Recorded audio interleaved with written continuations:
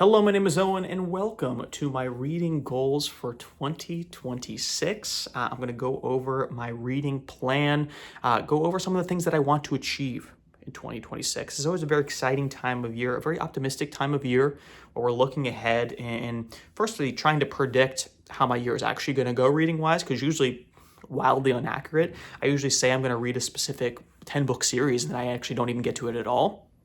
Very likely in most cases. But I would say like I have like a 50% hit rate of the things that I say here and the things I end up doing, which is not that bad considering how much I like to read books that just kind of like I stumble upon. If someone else recommends that they want to do a little book club, I just pick them up in the middle of the month. I'm at a bookstore, I see a book that looks really interesting, I'll pick it up and I'll read it. So it kind of throws off any concrete plans that I make at the beginning of the year. That being said, because of that, knowing that, I'm going to make my goals a little bit differently this year. Last year, we had a goal of reading 45 books, and I only read 32. 32, grand scheme of things, not a bad number. You should be proud of it. But I didn't hit the numeric goal. And it's kind of the feeling that I had throughout the whole year is that I wasn't reading enough because I wasn't going to hit that goal. It was very obvious from maybe July or August that I wasn't going to hit that goal. I needed to hit a really fast reading period to even have a chance of achieving it. And I think the year was just riddled with not big slumps, but like mini slumps where there'd be like a week where I didn't pick up the book I was reading. And I think a lot of that is because one, like self-applied pressure to like read certain things that I said I was going to read, or that in my head I agreed to reading if I didn't even say it on the channel, or reading books that just weren't that good, unfortunately. I did read some good books in 2025. Check out my top 5 books of 2025 video. Those are good ones. But for the most part, the other 20 books or like 20 other books that I read that year, they were like good, passable entertainment in the moment, but books that don't really stick with you at the end of the day. And I think that just kind of limits my momentum reading wise. But I want to stay away from numericals because I don't want to feel like I'm behind on anything. Although I did set a numerical on Goodreads. It's 40, by the way, which is more than I read last year. But that's not really that important. We're not gonna be that stressed about that. Goodreads reading challenge goal, come on. But it's still at 40, by the way. So what I'm gonna do this year, instead of having like a month goal or too many specific book goals, because there are books that I want to read through this year specifically, we're going to do these goals more quarterly.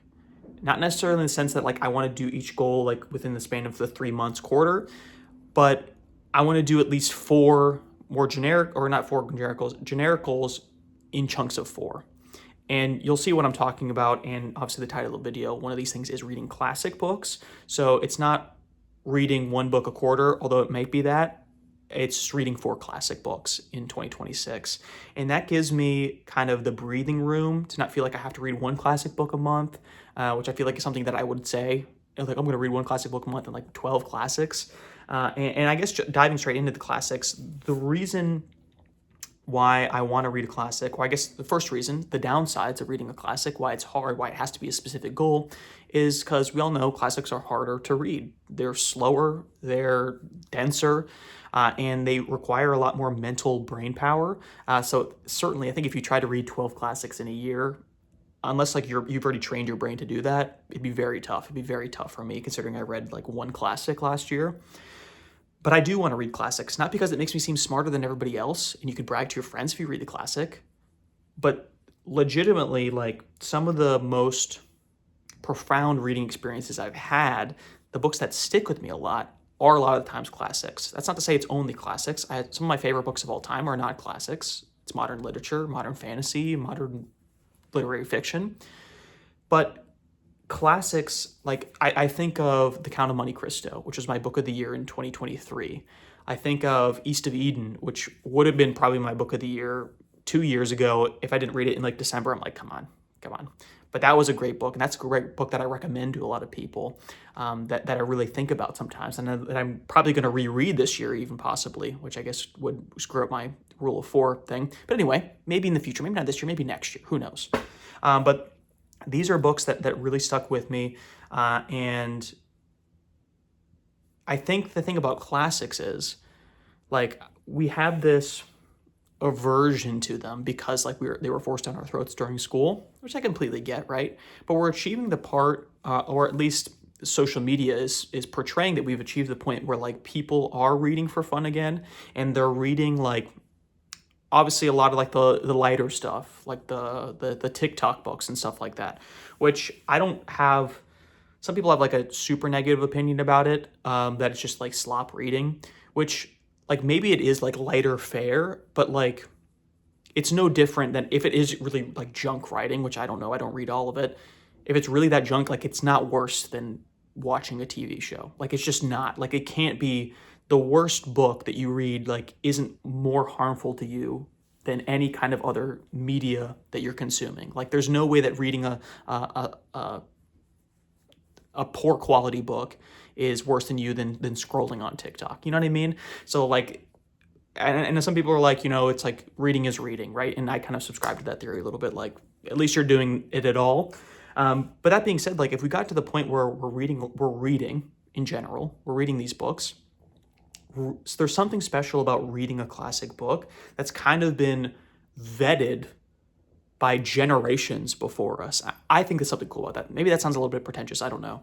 But like classic books, for the most part, like aren't only like acclaimed by scholars, right? They were books that were written hundreds of years ago and enjoyed by the people of that time through to now. Like they've been classics the whole time. I mean, there's obviously cases where like maybe like a piece of art was discovered, not when it was written, but for the most part, they've been classics for an extended period of time. Like they weren't just discovered by some dusty old professor last year and said, this is a really good book, everyone should read this in their schools. Like, no, people have been recommending these books. They've been classics for decades. They've been around for centuries in some cases, and they've been vetted by all these people. And I think there's something special about enjoying something that generations of humans before us have enjoyed that really kind of stands the test of time about humanity, right? And I understand because they're harder to read, because they're longer, like no one wants to come home from work and waste more brain power on a hobby to try and read something so dense. Completely get that. That's what kind of stops me at some points, you know what I mean? It kind of provides a barrier. But like I said, some of the most profound reading experiences in the books that stick with me the most are classics. And it's not because necessarily they are classic, that's why they stuck with me, but it's because they were classics because they were good and really touched on something specific about humanity, which is why they stick with you, which is why they're labeled classics. You know what I mean? The classics label comes after the quality of the book. I guess in some cases depending on the classic, but not the classics that I'm talking about we should be reading, right? I don't know if that made any sense, but basically I just want to, in 2026, I want to read more books that will stick with me through like outside of this year, that I want, that make me think, and that make me love reading, that make me think about my life and humanity beyond just the casing of this year, right? Because if you're someone, maybe like you're a content creator for BookTube, or maybe you're just someone who really likes reading and you read like 400 books in 2025, my question to you would be like, which of the books, like which of those 400 books that you read in 2025, like are going to stick with you 5 years from now? That you'll be able to maybe not remember all the details of the plot, but you'll be able to remember the themes, how it made you feel. You know what I mean? Like the pure like artistic enjoyment of the book. Again, that sounds pretentious, but I think you understand what I'm saying, right? Like not necessarily the artistic thematic value, but like it's just something that stuck with you. Like you really like this character. You really like the way that they made you feel. Like, not necessarily because it was a classic, but just because it was a good book. Those books that I would say like last the next couple of years, that you still think about years later when you're reading 800 more books, those are the things of value that you got out of that year, rather than like you read 400 books and like you don't remember the plot of half of them. You know what I mean? I don't know. That's just something that I feel about it. But anyway, the classics that I want to read in 2026, because we do have actual books that I want to read. So like I said, quarterly. So there's 4 books. We're going to shoot for 1 a quarter. So I'm going to give you the order which they're in. I don't know about the pace at which I'm going to read them. But at the very least, I'm going to say that I'm going to read them once a quarter. If you never see a review of these books, you never hear me mention them again, you know I've failed miserably, and just forget I said anything. But for quarter one of 2026, we're going to read Wuthering Heights by Emily Bronte. So this one is going to be a movie in February. So I was just thinking, start with this one because I'm probably going to see the movie. And we could do a little book to movie comparison. Not that I would ever publish that video, but I could do it in my own head. And maybe some people would also like to pick this one up because I also thought the movie tie-in, right? Because like if you're going to see the movie, it's kind of marketed in a way that's going to appeal to the masses, right? I have no idea if the movie's going to be any good, but it's kind of being like, oh, it's Margot Robbie, Jacob Elordi.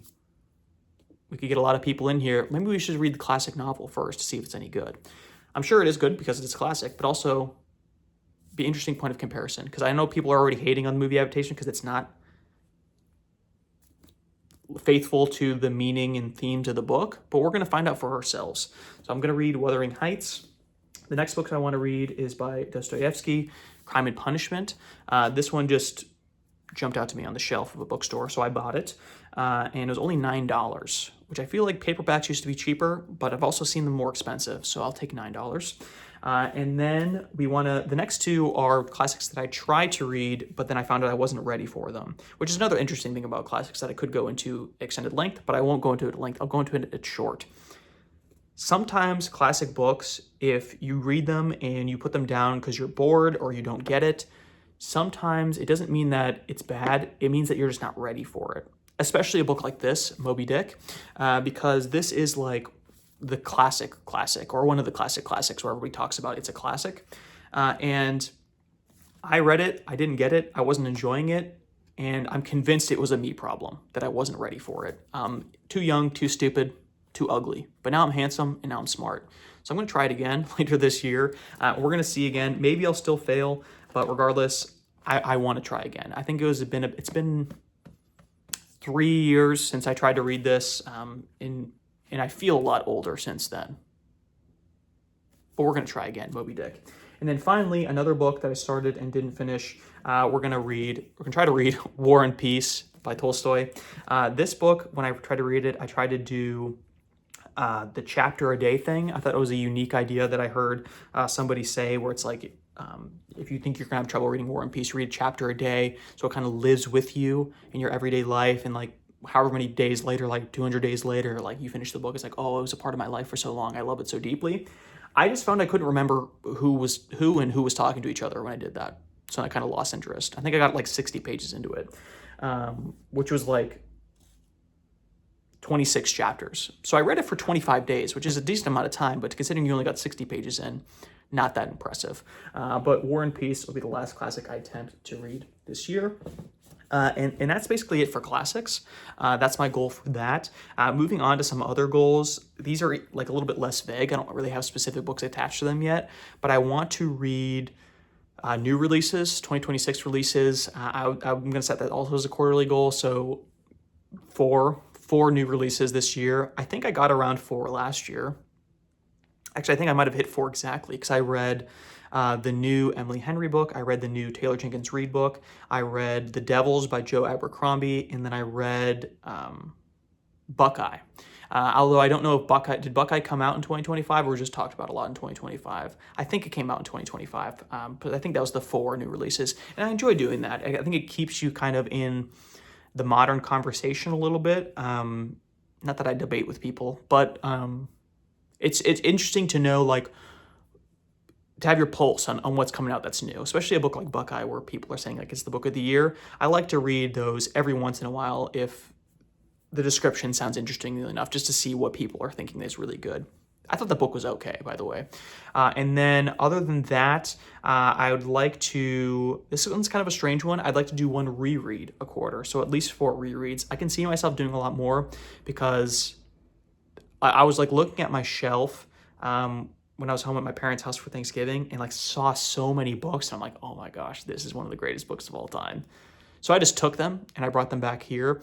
So I'm rereading right now Taigana by Guy Gavriel Kay, and I think that's one of like the greatest standalone fantasy books of all time. But I'm rereading that, taking my time with it, but I'm rereading that. And then I also brought back The Lines of Al Rassan, which is another Guy Gavriel Kay book that I want to reread. And then I think I brought back some Daphne du Maurier books that I want to reread. Uh, and I don't know, there's just so many books. The Stand, I always want to reread The Stand because it's my favorite book. But I brought that back as well.